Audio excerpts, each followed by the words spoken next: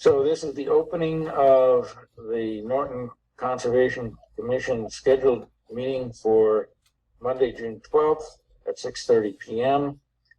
And we will, as is required, begin with reading the preamble. And Dan, if you're ready for the honors, go ahead.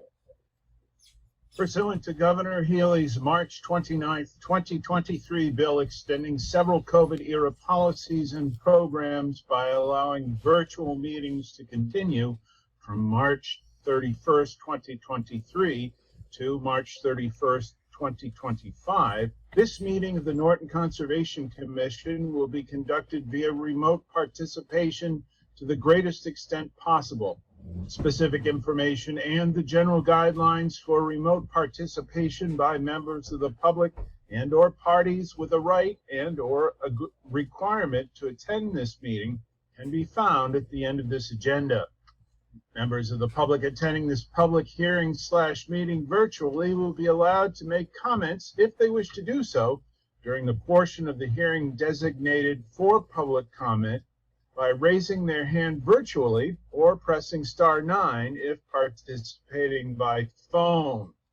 No in-person attendance of members of the public will be permitted, but every effort will be made to ensure that the public can adequately access the proceedings in real time via technological means. In the event that we are unable to do so, despite best efforts, we will post on the Norton Cable website www.nortonmediacenter.org an audio or video recording, transcript, or other comprehensive record of proceedings as soon as possible after the meeting. Thank you, Dan. For the record, we have participating tonight myself, Luke Kadish, Chair, Vice Chair is Lisa Carroza. We have Ron O'Reilly, Tom Levesque, Dan Pearson, and Mark Fernandez, and Norton Media Center, as well as our director, John Thomas.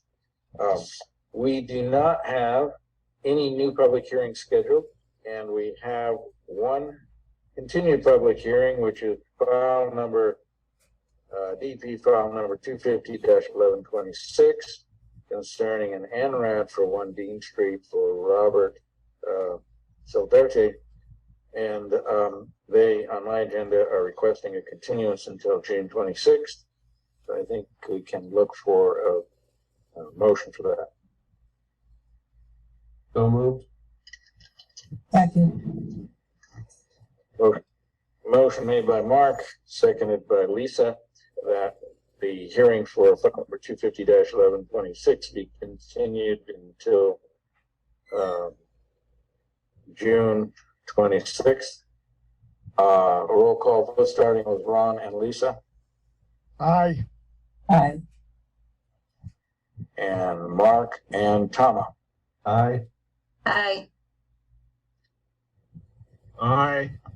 Dan? And I'll throw in an aye. The motion carries. We don't have any certificates of compliance, either full or partial, to act on. We do have order of conditions for file number 250-1127 concerning 192 Taunton Avenue, Kevin Lobuser. And so we're going to bring that up on the screen. Yes.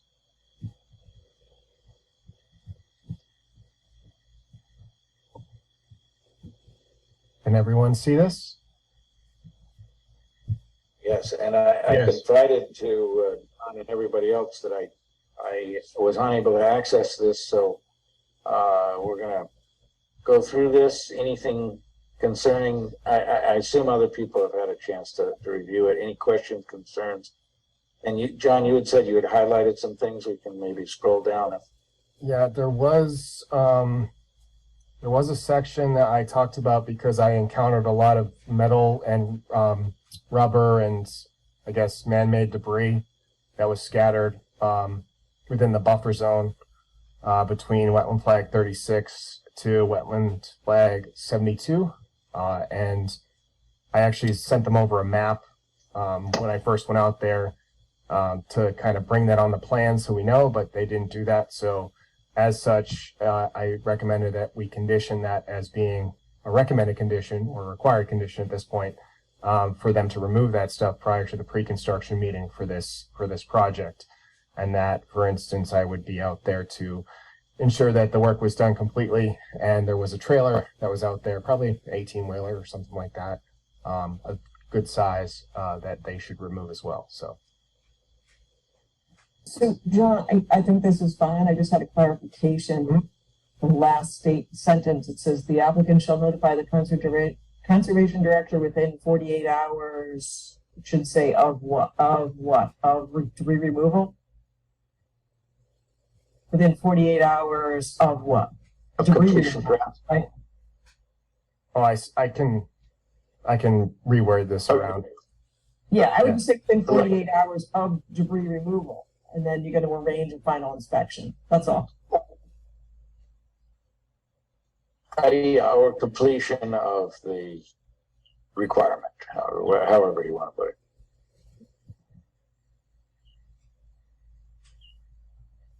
That's the only comment I had. Okay. Yeah, so like I said, with this project, obviously they trigger the stormwater requirements. We had Pat Brennan do the review. He's confident with it, but they will be required to provide us a SWIP. So I am requesting that they provide us a copy of that, along with a revised construction plan to give us a sense as to their thoughts on the visual barrier. I don't know if that was discussed as part of the project, so my thought on this was to at least put it at the limits of 100 feet from the vernal pool. I think that would be sufficient enough, or at least to the limit of work where it encounters the vernal pool, just to keep the residents aware that there are some potential vernal pools in the area, and not to, exceed any sort of activities that go beyond that point.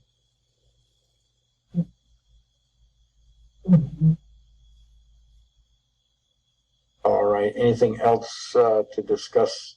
I mean, I assume administrative conditions are pretty much boilerplate. A lot of the conditions in here are boilerplate. We've kept them pretty consistent throughout all the projects that we had. As I've been doing this, I've just been kind of highlighting the stuff I'm really either revising or changing to an extent that would, I guess, reserve the comments from the commission here.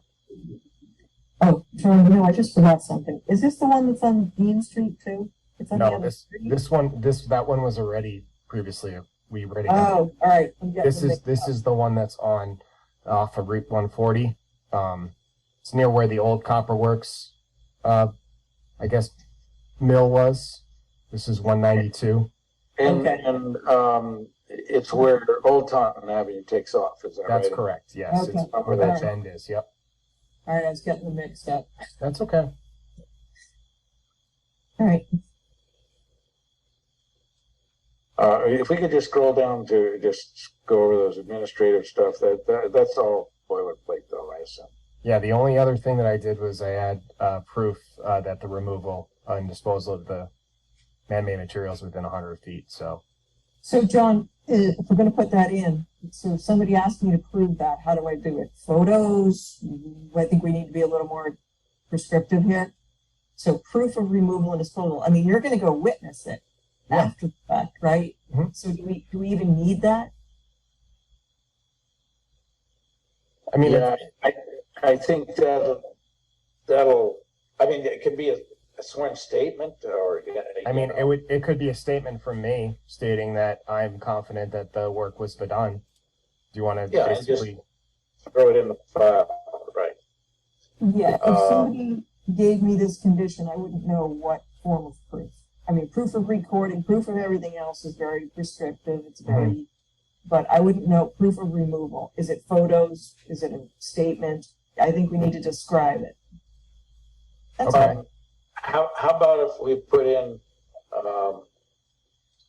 applicant will be required to obtain from the director a Oh, yeah, proof of it, yeah. letter stating that they agree the work has been completed Yeah. which will be attached to their file prior to issuing of a certificate of compliance.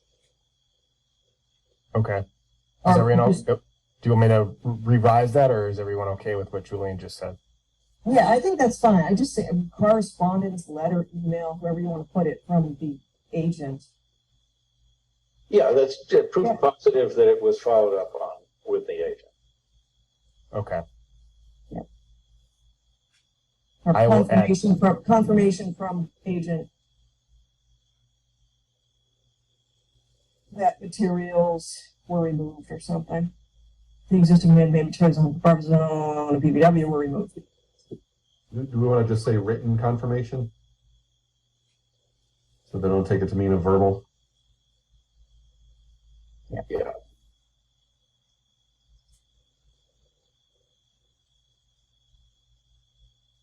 And just put were removed at the end of it. I would just, that's all. Very good. Okay. Let me just re-highlight this.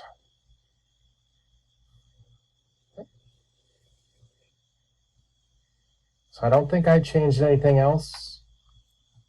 Everything else is I added the no disturbance zone thing here. The question was, I wanted to ask you was, do you feel that posts in this scenario are sufficient, or would you rather see a split rail fence? That was the only question that I had for this one. There was only one residence near, there's a fairly steep drop off, is that right? Mm-hmm. Right next to this, where the development of the site will occur. So, I don't know, a visual barrier or post and rail fence next to that residence may be appropriate just to, for kids' safety or whatever, but I don't think the entire length needs to have a post and rail fence. Because a lot of it is not near housing, is that correct? So the vernal pool is down gradient of 2 residences, but it's more so the stormwater components that are really closer to the vernal pools. So I guess my question to the commission is, do they feel that, I guess a significant fence is going to be required for this? I think posts are sufficient, but it's up to the commission to make that determination. Well, I'm going to say you've seen the site in detail, and if you think posts are sufficient, I'm comfortable with that. Yeah, for this location, I think posts would be sufficient. So if the commission's okay with that, I'll just strike split rail fence if that's the case. They didn't mark it on their maps at all, did they? Where They did not, and that was one of the conditions that I had in here was they provide a final construction plan prior to the pre-construction meeting showing the visual barrier. And they'd work that out kind of with us at a later date. In fairness, a lot of the limit of work appears to be, 50 feet or beyond. So it's not clear how much of the limit of work even touches the 25-foot no disturbance zone. Right. But my thought would be that they put these posts at the limit of work as a preventative measure. Yeah, or else when the landowner takes over, they'll go even further if you put it further out. So I think that makes sense.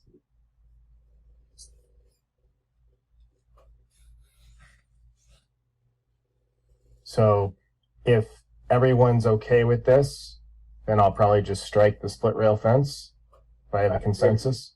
I agree. Okay.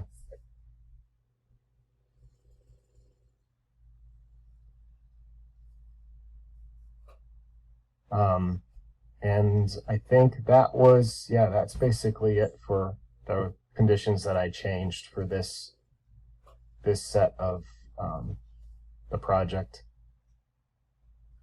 All right, so we have a modified draft. And I think we can entertain a motion for approval of the modified draft of order of conditions for file number 250-1127. I'll make a motion to issue the order of conditions as discussed for 250-1127. Motion made by Lisa and seconded by? Second. Seconded by Ron. Roll call vote, starting with Ron and Lisa. Aye. Aye. Tama and Mark Aye. Aye. and Dan. Aye. And I'll throw in an aye. The motion carries. The modified order is issued. Now we have draft minutes, 5/22. I don't know if we want to bring those up. I can bring those up right now. Thank you very much to Dan Pearson, by the way. Thank Oh, you. my pleasure. I have to do something, don't I? Besides read. And have perfect attendance. Yeah, Dan brought that to my attention last time he was in the office. Or near perfect.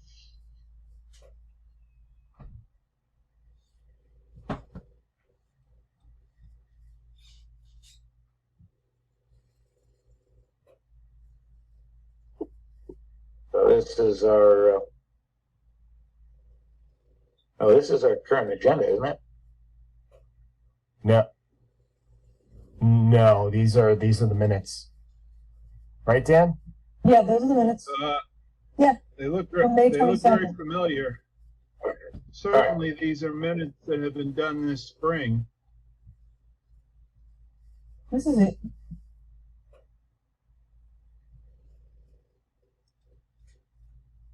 Because we also continued, didn't we continue that today as well?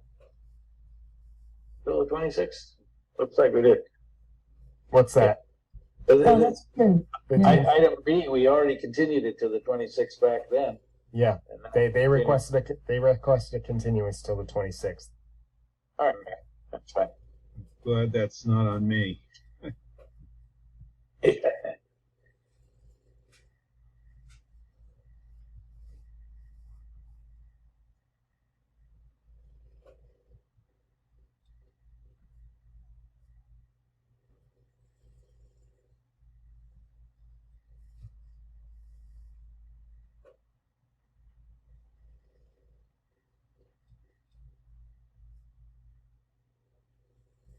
So Dan, you're going to be vouching this is an accurate record? I guess so. All right. I'm good. There's a whole lot of words there. So Dan, how long does it take you to do these minutes? The 2-week period is sufficient. No, Okay. I don't know, maybe a few hours, Yeah, or I don't know how long this one. Yeah, a few hours, I guess. that's the average. I don't know. I haven't really. I will start keeping track if you want. All right, I might have to have an incentive for you as well. I Oh, hope you- okay. do you like ice cream? Oh, I do, but well, I won't say any buts. Yes, ice cream is good, but I thought you were going to have me meet some environmentalist. Never mind. Yes, ice cream. Yeah, or no, I mean, this is what I do. I mean, Julian and Lisa know more about this stuff than anyone else, and I do the minutes. Let's just say Lisa.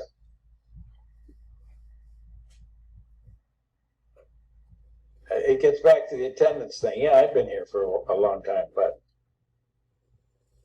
Yeah, I had to pull some files with Julian's name on them from, I don't want to say how long ago. yeah. Well, I mean, we can talk about groundwater mounding if you like. No, I'm gonna pass. Okay. So is everyone comfortable with the minutes? I am comfortable. Yes. Okay. So I'll make a motion to accept the draft meeting minutes of, was it May 22nd? It is. So motion made by Lisa Second. and seconded by Ron to accept the draft presented for minutes of May 22nd. Roll call vote, starting with Ron and Lisa, Aye. Aye. and Tama and Mark, Aye. and Dan, Aye. and I'll throw in an aye. All right, motion carries. So we are at report to staff. Anything to report? When is Megan returning, by the way? She is supposed to come back. She was in the office last week to drop Okay. off her time card, but she is supposed to be coming back the first week of July, as of scheduled right now, to end her maternity leave. Looking forward to having her back. But at the same time, no new projects came in today, which means that we're not going to have any new projects for next week. But I will say that Andrew Gita, who is doing the Boy Scout project at the Gertrude Town Forest, he'll be on the call next meeting to discuss kind of some of the work that he's done with the Scouts to clean up the campground and the property itself and clean up the trails that are currently out there. So he's going to give a presentation to the commission. Just wanted to provide you some insight on that. And also the landowner for 1 Dean Street, they will be in the next meeting to discuss their project as well. Okay. So John, I assume you gave all those comments to Michelle Grenier? I gave them to Michelle and I also gave them to the landowner. And, Okay. Yep. Yeah, they received all the information that I sent over to them. Okay. All right, so unless there's further things to discuss, chalk this up to perhaps one of the shortest meetings ever. Mr. Chairman, since I haven't done anything at this meeting, I would like to make a motion to adjourn. Motion and motion made and seconded. Quite the opposite though. You did produce the minutes, so That's true. And I read. Yes. yes, you did. All right, so I guess we're all set, and we'll rejoin on the 26th, I believe. That is correct. Excellent. Sounds good. All right. Enjoy, everybody. Until then, thank you, everybody. June. Thanks. Thanks. Good night, everyone. Bye-bye. Good night. Night.